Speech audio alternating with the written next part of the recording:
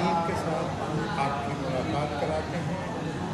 ये हैं रहमान अब्बास, हिंदुस्तान के बहुत बड़े अदीब, इनके अब तक 8 नावल मंजर-ए-आम पर आ चुके हैं और इस वक्त उनका नया नावल कामिना मंजर-ए-आम पर है।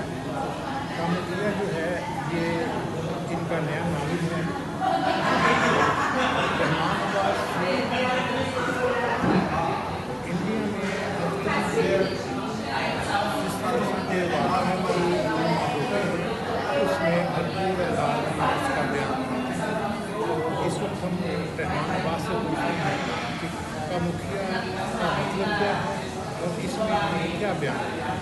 अच्छा, बहुत शुक्रिया नवाज़िश, बहुत खुशी हुई रज़ा साहब आपसे मिलकर और लाइव डिस्कशन करते हुए। कामाख्या बुनियादी तौर पर एक देवी का नाम है जिसका आसाम में मंदिर है और उसके साथ एक पूरा असातिरी पस मंज़र है, मैथोलॉजिकल स्टोरीज़ हैं। तो कामाख्या बुनियादी तौर पर ज़रखेज़ी की, ताकत की, औरत की जिनसी एक्सेप्टेंस की और उसकी क़ुव्वत की वो मज़हर है। तो ये नावल हालांकि बम्बई की एक लड़की के बारे में है और उसका अपना स्ट्रगल, उसकी माँ का एक ख़ास मखसूस पस मंज़र है और ये पूरा देवमालाई जो असातिरी सफ़र है ये बहुत बैकड्रॉप में है, कहानी का बुनियादी हिस्सा नहीं है। कहानी बम्बईया ज़बान में बम्बई की 80s और 90s में जो बम्बई में जो कुछ हो रहा था, ख़ासकर जो रेड लाइट एरियाज़ हैं वहाँ की जो औरतों की ज़िंदगी थी और बम्बई में जो एक तरह का जो प्रोस्टिट्यूशन था उसमें जो लड़कियां उसका हिस्सा बन जाती थीं, उनकी ज़िंदगी पर मुझे लगता है बहुत ही गहराई से उसका मुताला हमारे यहाँ नहीं था। हालांकि हमारे यहाँ जो नॉवेल्स हैं जो तवाइफ़ों की ज़िंदगी का अहाता करते हैं वो मुझे लगता है काफ़ी ग्लोरीफाइड वर्जन है। जैसे उमराव जान आता एक अशराफिया के एक मखसूस तबके को रिप्रेजेंट करती है, वो उस पूरे मतलब लाखों ख़वातीन जो इस पेशे में से मुंसलिक थी उनकी अजियत को नहीं रिप्रेजेंट कर पाती है। तो कामाख्या एक ऐसी लड़की है जो हालात की वजह से वो प्रोस्टिट्यूशन का पेशा इख्तियार करती है, लेकिन वो उन तमाम औरतों की अजियतों को बयान करती है बहुत स्ट्रॉन्ग है। ये इस तरह का तो क्या ये टॉयज़ का जो एक कंसेप्ट है सब कॉन्टिनेंट में, क्या ये उससे मुख्तलिफ अंदाज है? पूरी तरीके से ये नावल उस पूरे तसव्वुर को, कंसेप्ट को सपोर्ट करता है। कामाख्या अपनी मर्ज़ी से उस पेशे का इंतखाब करती है और उस पेशे का सिर्फ इंतखाब नहीं करती है, उसके बाद वो एक बहुत बड़ी पोर्न स्टार बनती है और वो उस पेशे के ज़रिए जो मर्द की कायम करता इजारादारी है या जिसको हम पैट्रियार्की कहते हैं, उस पूरे सिस्टम को शिकस्त देती है।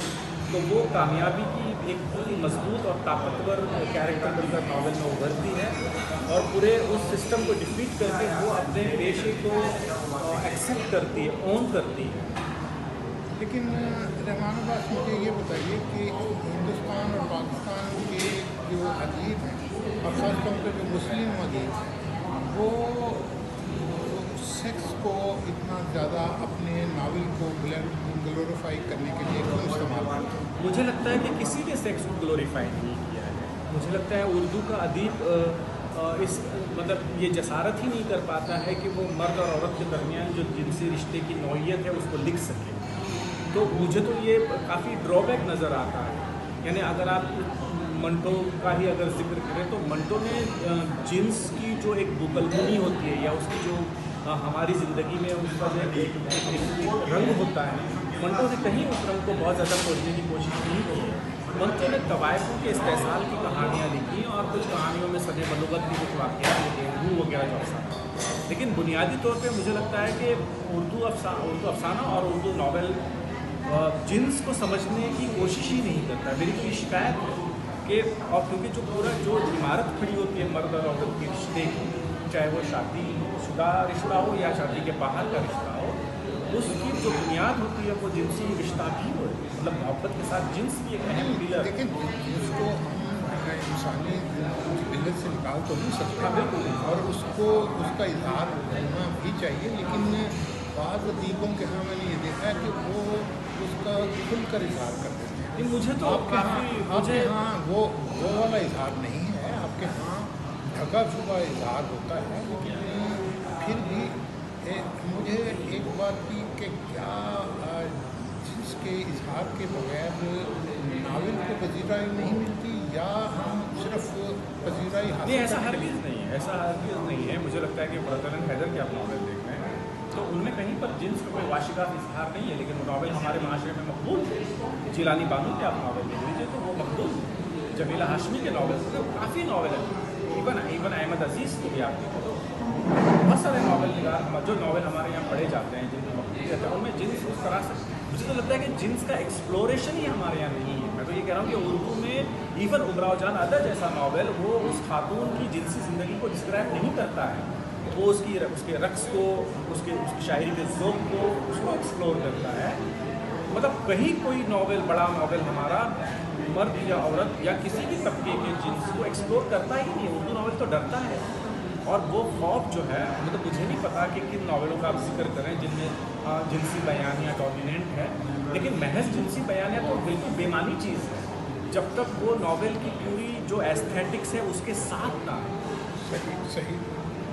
तो हदबिस्तान के देखने वालों को हम ये कहना चाहेंगे कि ये नावल जो है ये इंडिया में छपा है, पाकिस्तान में भी इसकी इशाअत हुई है।